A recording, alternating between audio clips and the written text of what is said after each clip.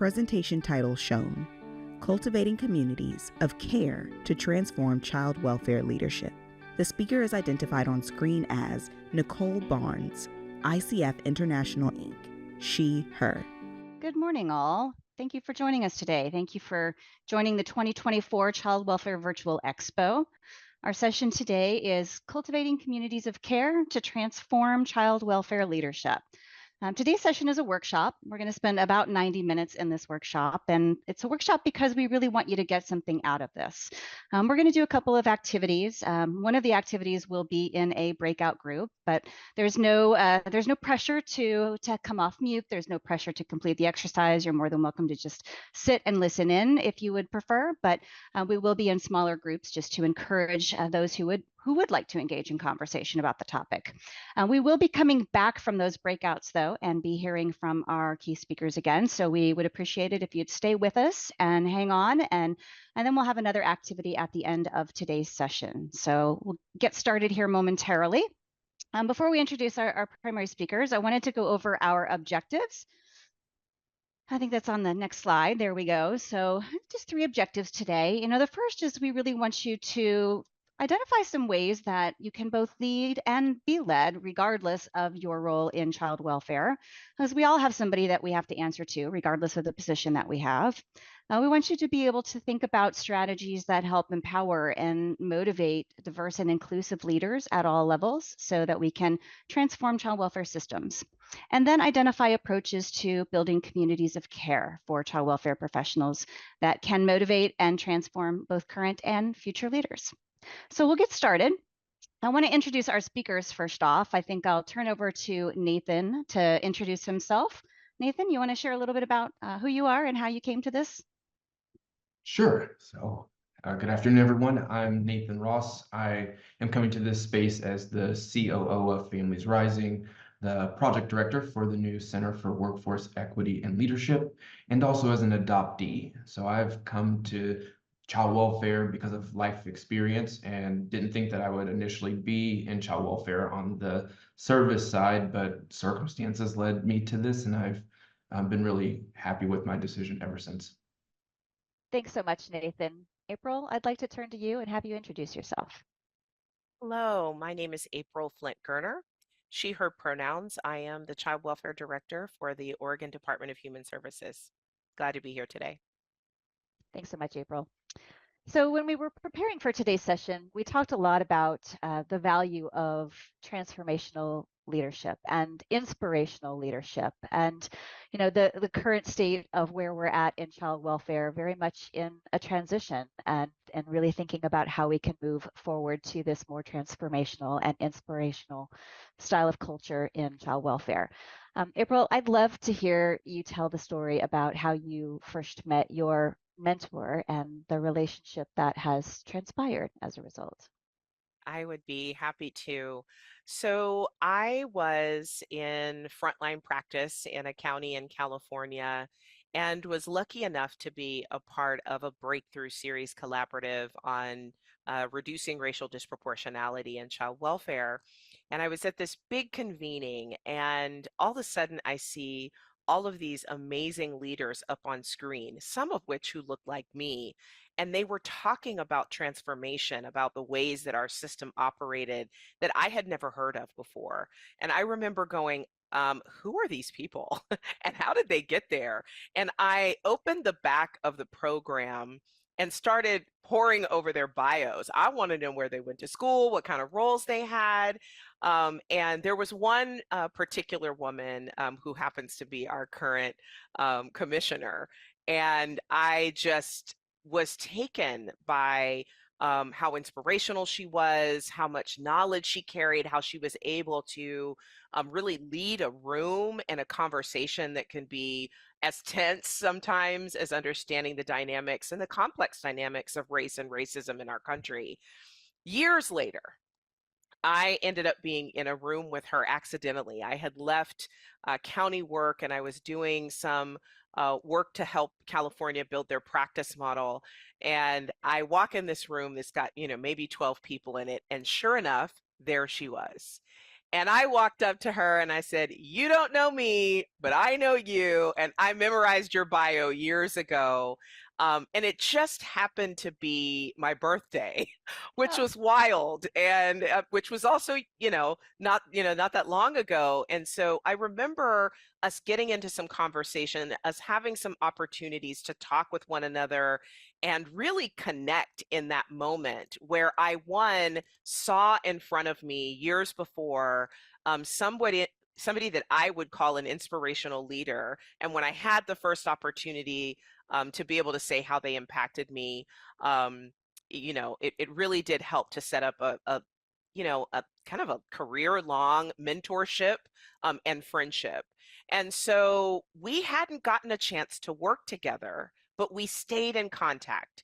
She talked to me about some of the things and challenges that she was seeing as she was working for different organizations, different jurisdictions. She would talk to me about what I understood about workforce development and building practice models and some of the challenges of being women leaders and women leaders of color. And wouldn't you know it, in late 1990, not 1999, but 2019, my goodness, I'm really aging myself. Uh, I got a call from her that said, "What would you think about coming and working with me in Oregon?" And I absolutely took that call. And it led to the reason that I'm sitting here right now. I was able to work under her as a deputy and then to take her place when she became commissioner for the Administration of Children, Youth, and Families. And she is still mentoring me to this very day. And in fact, when she got ready to transition, one of the things I was really worried about was, well, what am I going to do? Who's going to be my mentor? She's not going to have an opportunity to continue to play that same role because she works for the federal government. And I said, I'm really worried about women of color. I'm really worried about child welfare leaders in this country. And sure enough, she went and advocated with some of our partners to create spaces for leaders like myself to be mentored ongoing by other previous leaders, and to have a space for supportive learning and collaboration that really right now, although I don't get to have the kind of connection that I had with her while she was my direct boss, I feel so supported because she made sure that I wasn't left alone and isolated in my leadership. thanks so much, April. Nathan, I want to transition to you. Tell us the story about your transition into a leadership role and how you've stayed motivated and also felt supported as a leader. Yes, sure. So when I first transitioned into leadership, I did all the wrong things that new leaders do.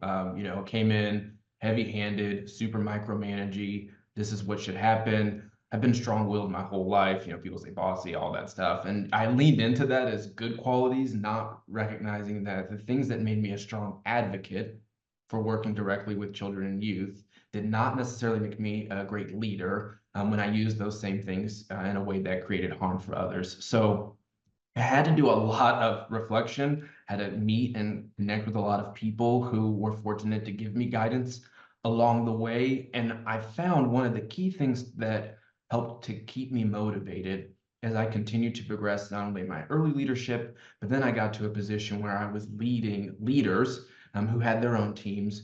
I found that I was getting disconnected from the work, from the people doing the work. And so I, believed that my team had this shared vision and that everyone was moving forward. We heard, about leadership being the, ability to inspire people through actions and words to move in a certain direction. And I thought, oh, I had learned so many things over my early years of, mishaps as a leader that surely I had it down by the time I was leading other people who were, leading their teams.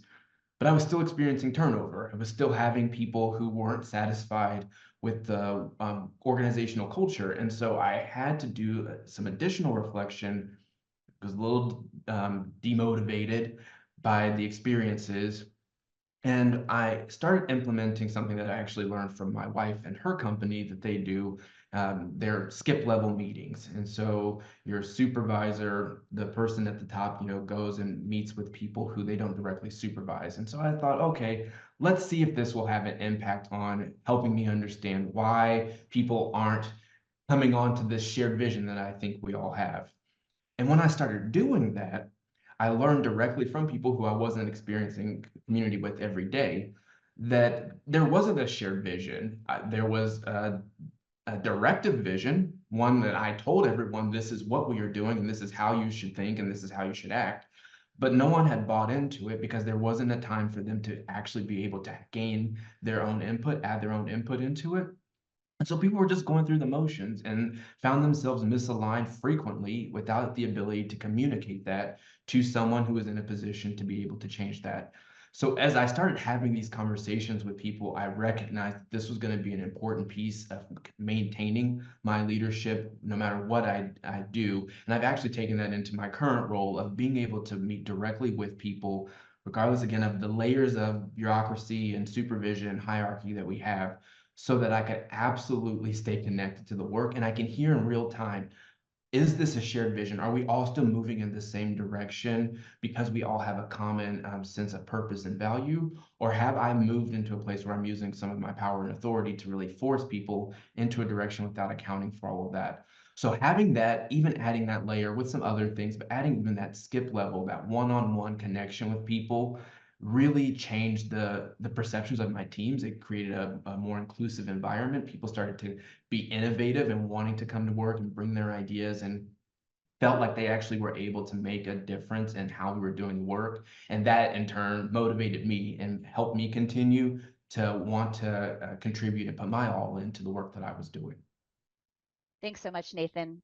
I want to transition now to this concept of leading and being led, which is really how we shaped what we wanted to talk about today in this session, and really how positional power at all levels both influences and motivates the engagement of the children and families that we work for, as well as our peers and our colleagues and those who you may supervise or lead in an organization.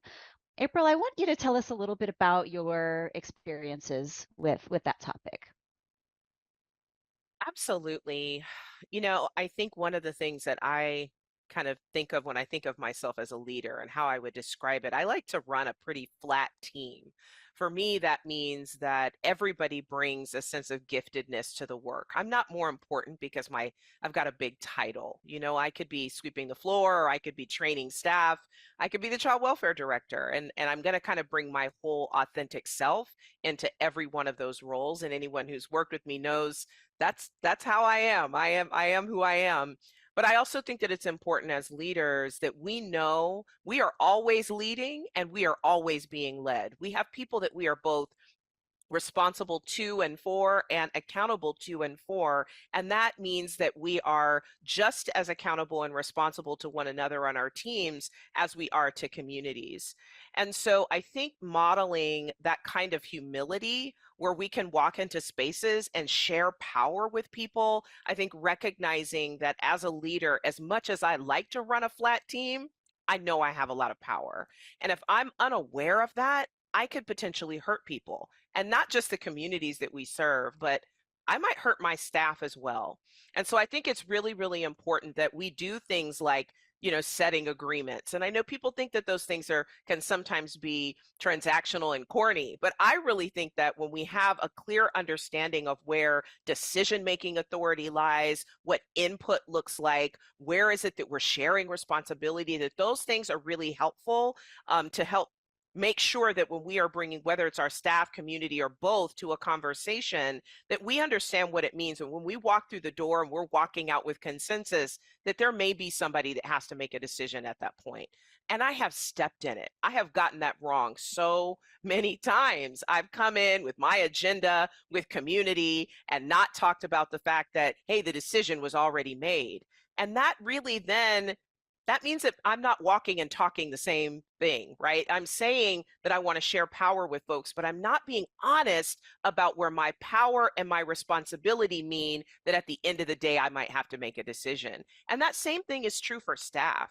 If I'm walking in the room and I'm saying, I see you and I want to share power with you, and I want your input on this decision that we're making, and then I don't tell you, well, your input is going to make me break the law, or your input is not something I can actually implement, then I am really destroying the trust, right? And that engagement level. So I think it's really important as leaders for us not only to make sure that we're being clear about where people have power, we're being clear about where we have and hold power, and we are also really clear about what consensus building and input and shared accountability, what those really mean to the people that we are leading and being led by. And when we get it wrong, I think it's really important that we stand in front of it and say, you know what?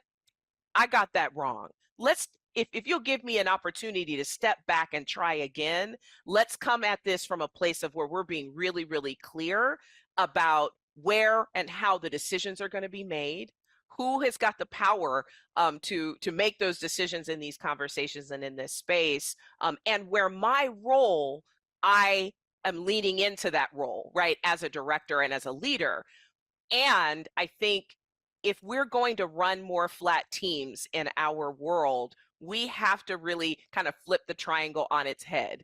And for me, that really means that we've got very clear ways where community and people that have been most impacted by our system are sharing power with us in decision making.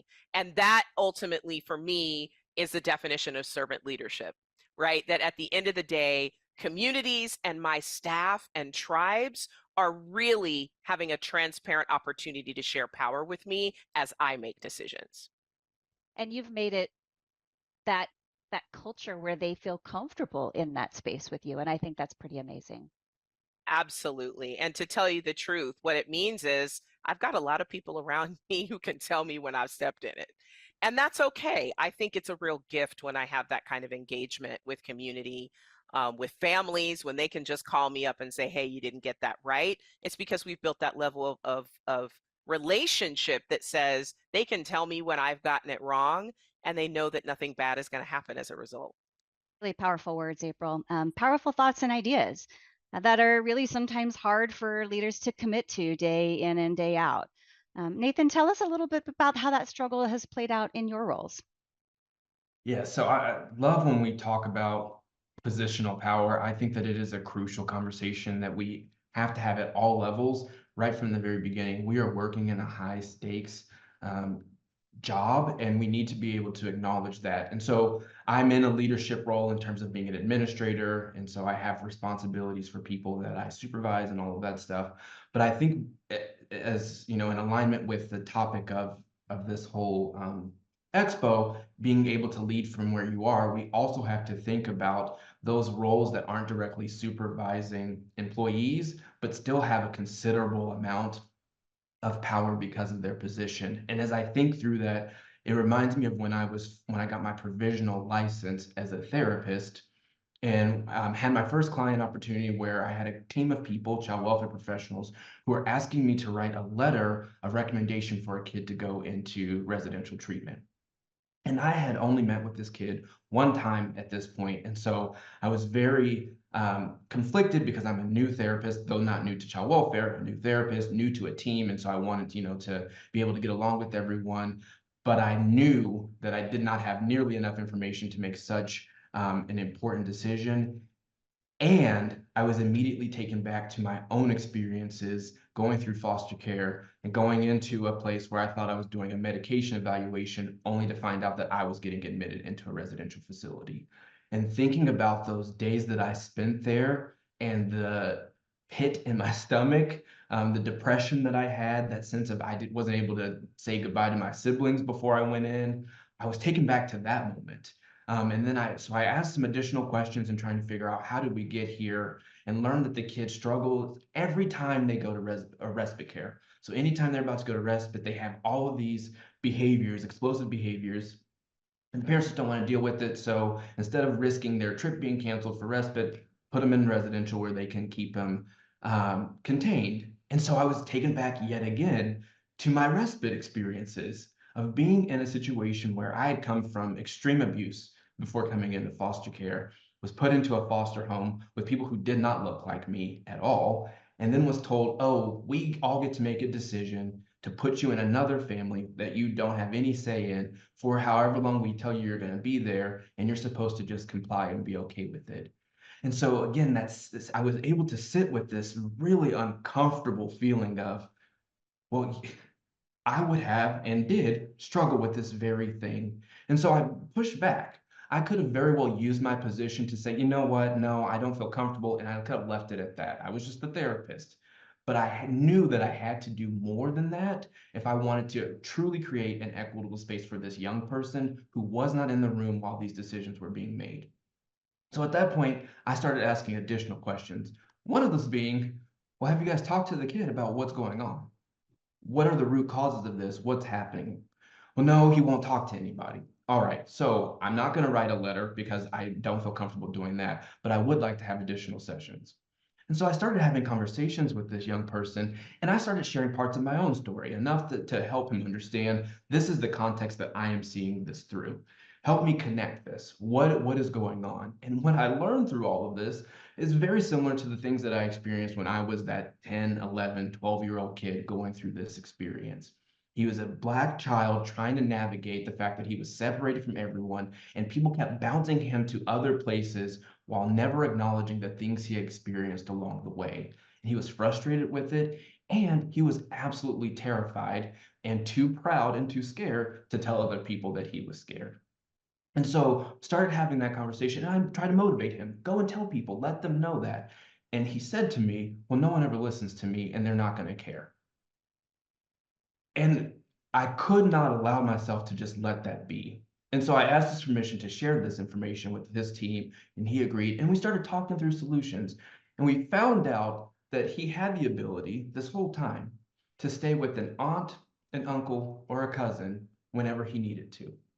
People had vetted these people, they were willing to have him. And so through this whole process, we ended up getting to a solution where anytime he needed to go to respite, he went to be with family, which is where he should have been to begin with. But because we were all going through the system of process and do what we think is best for the kid, and we don't have time and we can't take the time to discover, we were going to make a decision that would have ultimately super negatively impacted this kid and caused psychological trauma. And instead, we were able to do something that kept him happy and whole and allowed the family to do what they needed to do while he was able to be with his own family. And so, as we're talking through this, and as you all are going through and listening about positional power, I urge you to not just think I have to be in an administrative role to have an impact, or I only have power if I'm in an administrative role. Every one of us who is working with a young person and a family comes into this with the ability to make decisions that have a long-term impact on the lives of the people we're working with. And so we have to acknowledge that. And as we're going into spaces, we have to ask that question, is this a place where I need to use my power? And if it is a place where I am going to do that, how do I do it in a way that is equitable and is just for the people who I am here to serve? And so I hope as we're going through this, people will take that in mind and really figure out how they can do that and keep that with them as they go into whatever space that they're going into. That's a great story, Nathan. I love that. And it's so powerful that we all have the opportunity to lead or be led regardless of where we sit. And you just illustrated that so beautifully. We're going to come back to April and Nathan after a couple of breakout sessions. We're going to move into a breakout activity. And as I said prior, please, please, please don't feel like you are obligated to participate. If you really want to just sit and listen, you are welcome to. When you get into the breakout rooms, there will be a worksheet that will pop up in the chat that you'll be able to download. And it will help guide you through the exercise as well as the action planning that we're going to do when we come back to our large group. And you're more than welcome to use that worksheet as you wish, or if you have a pen and piece of paper handy and want to jot down some notes as we move through the activity, you're welcome to do that too. But I definitely want you to stay with us. We will be coming all back together after the activity. And I hope that you find this a valuable session and can take away some things that you'd like to change to move toward your role in leadership in child welfare afterwards. So I will give it to our tech team to turn us over. It'll probably take about 30 seconds or so to get everybody over into breakouts, and we'll see you on the other side. The screen reads, Debrief Small Group Activity, above a photo of Scrabble game tiles that spell out reporting. Welcome back, everybody. I hope that you all enjoyed the activity. I hope that it helped you think a little bit differently about how you can both identify as well as address challenges that are going on in your organization and create opportunities for really effective and sustainable change. We're going to spend just a few minutes kind of debriefing and talking about some of the themes and trends that we heard in our rooms, and love to hear more from you in the chat if you had other ideas that came to your mind as we rejoined the main group. Continue to chat away. So I don't know about you, Nathan. I had some similar themes as yesterday, but a little bit different too. Like, one of the things I think that came up multiple times in our room today was that, this idea of micromanagement, and that bottom up communication is really important, and creating this space where team members feel psychologically safe to be able to share even their concerns or challenges.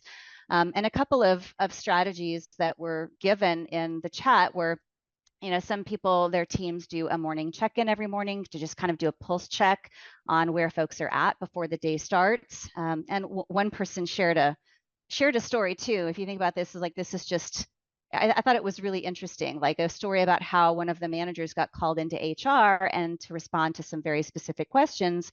And when they didn't like the responses, they said, well, you'll need to go to HR about that. And we're kind of like, well, aren't you HR already? But it was a great conversation. I think folks feel like they could think differently about maybe some of the challenges that they face in their organizations or have faced previously, and a different way to think about creating that lasting change. How about you, Nathan?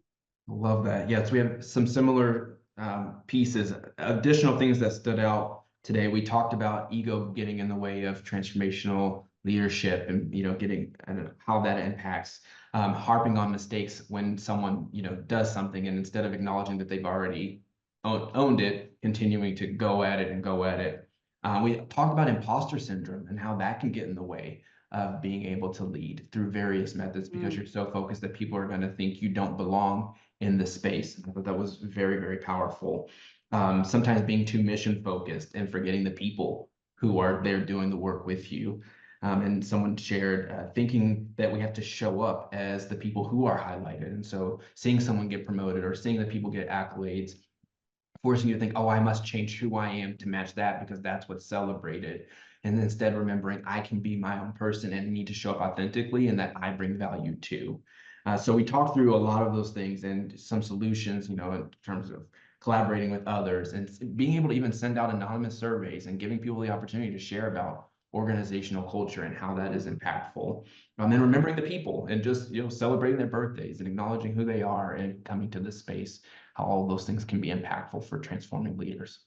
I love that. That was a really powerful session. Then in group 3, it looks like they talked about making and prioritizing time for building those relationships as well, right? And that building that trust in a relationship is so important. I loved both the stories that you and April shared, and then really valuing that candid feedback, right?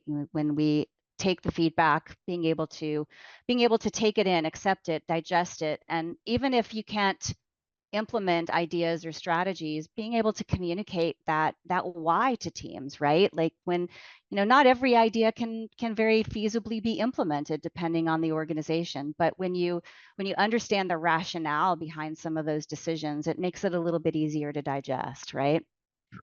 Yes. All right, well, let's continue on and move into our next storytelling session.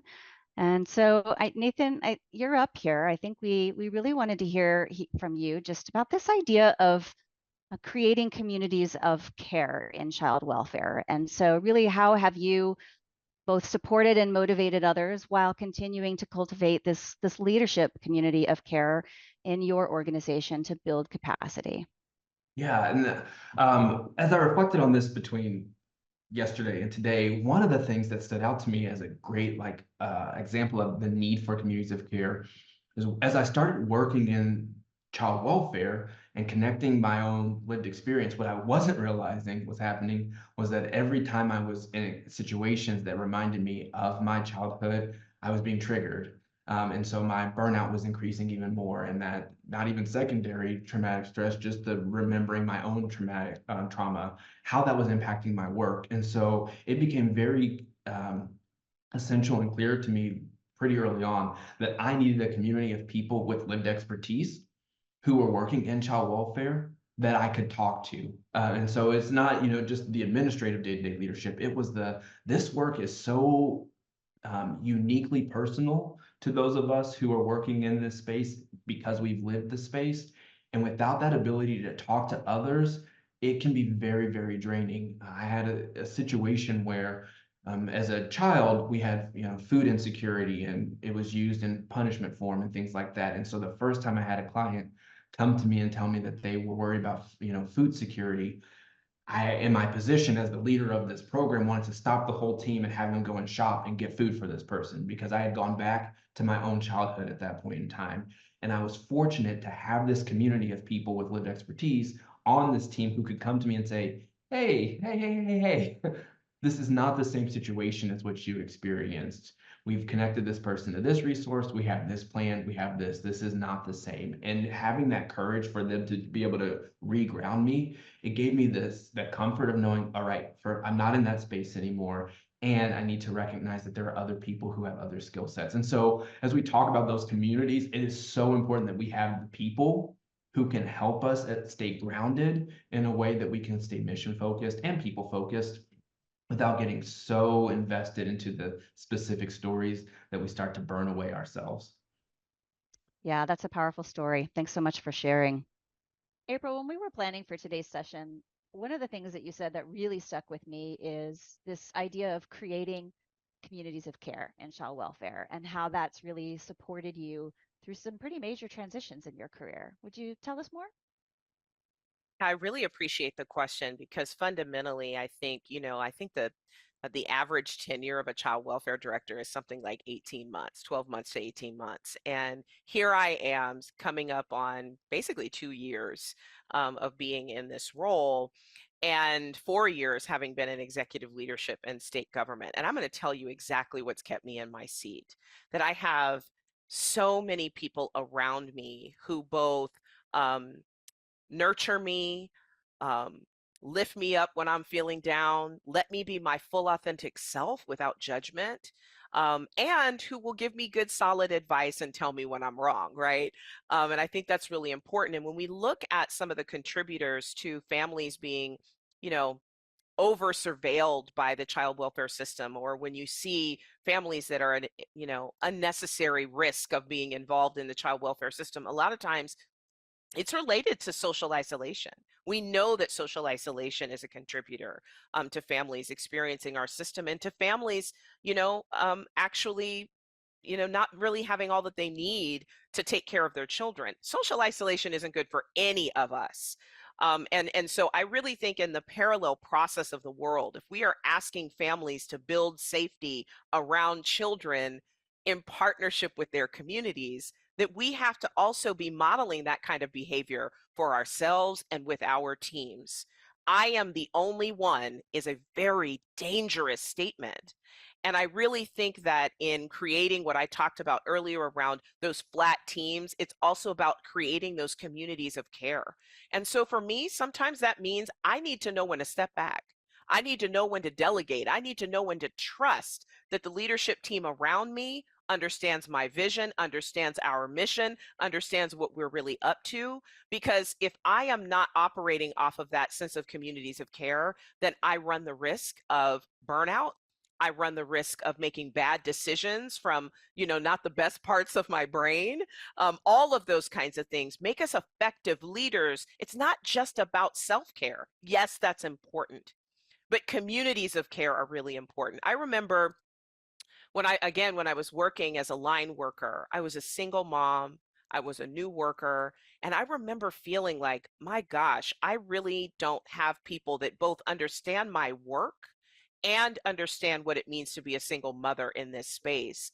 And I remember building this relationship with one of the other caseworkers in my unit, and we are friends to this day. So we've got years and years and years, decades at this point of relationship. And we sometimes reflect, our children were very young at the time, but we sometimes reflect back on what actually brought us together. It was that sense that we were deeply seen, that we could be our full, authentic, full self, not just our work self, but our mom self, our single mom self, right? And as we look at our children who are now, graduating from college and doing all of those things, we still support one another, both in our careers and as moms and as friends. And I do think it's important that we have those networks of people that understand us where we are developmentally, that understand the kind of work, because we all know this is hard work. And that it is important that we have people around us who understand the hardness of this work, that can also help be a mirror back to us when we are not doing so well. When we need some support, when we need to take a step back. And so I think having confidence in your team is important. Having those trusted people who you can be your full authentic self with as a part of your community of care is just as important. And the last thing, that I'll just say is that, I think in a world where a lot of folks don't understand our workforce, there's a lot of criticism that can come from the world. And we see that folks want to give up and not continue to do the work. I really believe that creating those communities of care, that people that see us and understand us, are important.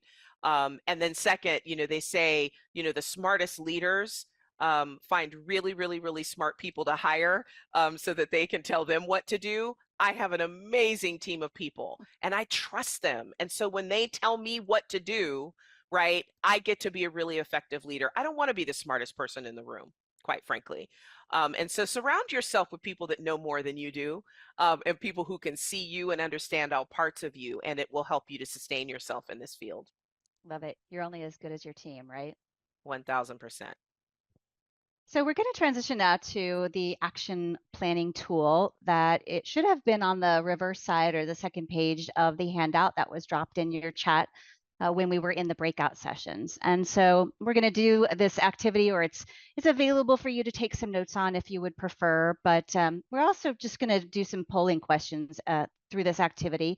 But we want you to think about one of the actions that came up, or one of the behaviors that came up in the breakout activity. And is there one in particular that you really feel the need to change, whether it's in your personal role, in your team, or in your organization? And write down what your commitment to change is. Just write it down. I mean, are you committed, like you gung ho, like very committed, like I'm going to take action on this and it's going to happen? Or maybe not. And if you're only at a 1 or a 2, well, why are you at a 1 or a 2?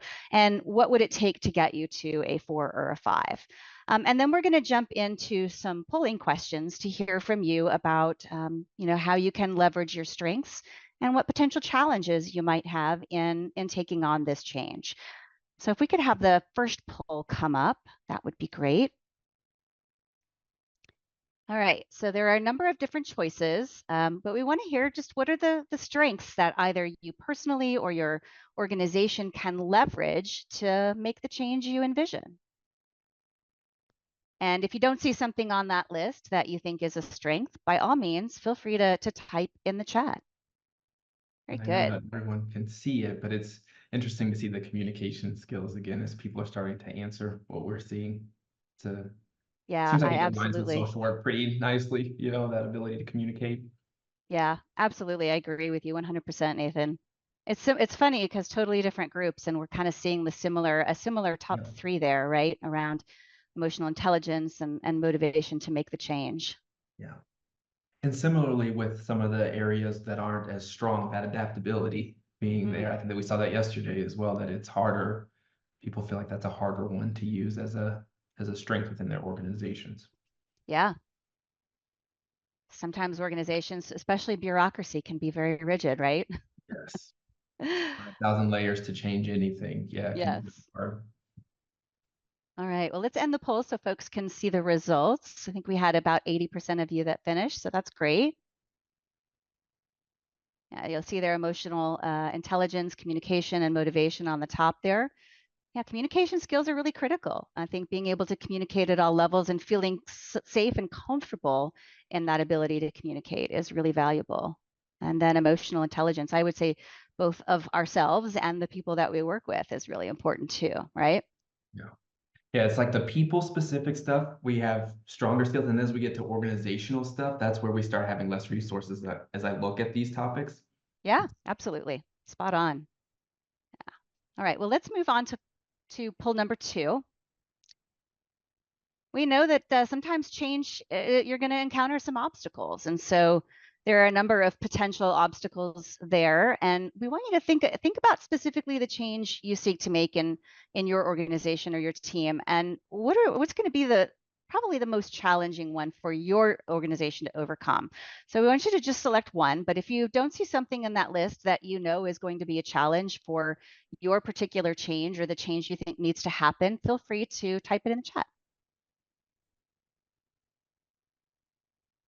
And we know that, funding can always be an issue, right? Like this is child welfare. So, we know that it's been historically underfunded for decades, but certainly when funding is a challenge, there are opportunities to leverage some of those other strengths to still try to get the work done, right? Yeah, absolutely.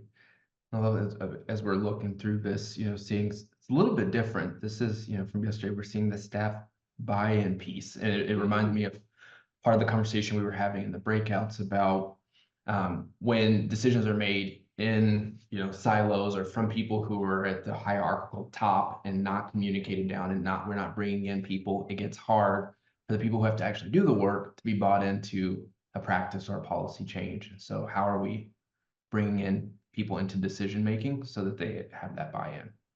Yeah, absolutely. And I think it was you said, Nathan, yesterday about, kind of that leadership buy-in piece, right? And that, sometimes getting that leadership buy-in can be really hard, but being able to present something in a way that leadership is more receptive to it. So let's say they're looking for, a quote on what the initiative would cost, and you just provide the proposal.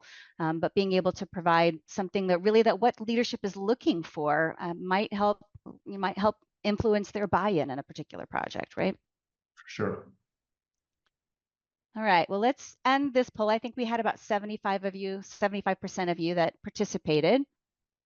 And so we can share the results there. So look, again, most of you around staffing challenges, staff buy-in, leadership buy-in, policy and practice changes. We also had one in the chat. There's a big challenge I see that has multiple ripple effects, is not enabling staff to do their casework when they're training to learn new skills. Yeah, absolutely. All right, well, let's jump into our last poll for the session today. So we want to hear from you based on your responses and this activity and this action planning. When do you plan on taking your first actions to make this change? If it's a really difficult, hairy, kind of adaptive change, cultural change, it might take a little bit longer to drum up the necessary engagement and buy-in to really make that change. If it's something that's a little bit more technical or maybe a smaller team, it might be something that you really could take action on within this next week or so. It looks like most of you are saying, within at least the next 30 days. Some not sure, and that's okay. Certainly with those adaptive challenges, it can be hard to identify when you might even be able to take action, right? Yeah. And it's sometimes hard to even know what the action needs to be. And so there's right. that planning Yeah. time. Or who needs to be involved, right? Right. If it's a major one, like where do I even go first, right? Sometimes there are those questions. All right, looks like we had most of you participate. And again, most of you said within the next 30 days are not sure, and completely okay. But what we hope that you'll take away from today, though, is that you do have the power to lead and be led and take initiative in your organization, regardless of where you sit and what role you have. That everybody is being led by somebody, even those at the top really have somebody to answer to, right? And at the bottom, we really have that positional power with the families that we work with, and so it's important to keep that perspective and really think about it as you approach the work. And Nathan, I'd love to hear any closing thoughts from you on our session today. Yeah, I could agree with what you were saying, that this, need for us to look at leadership. And I love that we're having this, conversation and dialogue across the nation, and just definitely encourage people to continue to think about how they're showing up and how that ultimately impacts, again, those we're here to support, and that's the children and families. And we can do that from any position we have. And I believe we have the responsibility and obligation to make sure that we're showing up in an equitable way as we're doing that. Absolutely. Well, I think that just about finishes us off today. We had a little bit shorter of a breakout activity than we did yesterday, so we may be ending just a little bit early. But Sweevy has been a wonderful experience this year. I think there may be one more session that is beginning at 1:35 p.m. Eastern time, but we hope that you have enjoyed your participation in the last couple of days. I know that I have, and Nathan, I hope that you have as well. And we look forward to seeing you in future events. Yes, thank you, everyone. Text on screen reads, "This video was developed for the Child Welfare Virtual Expo by the Capacity Building Center for States and is sponsored by the Children's Bureau. Its content does not necessarily reflect the views and policies of the Children's Bureau.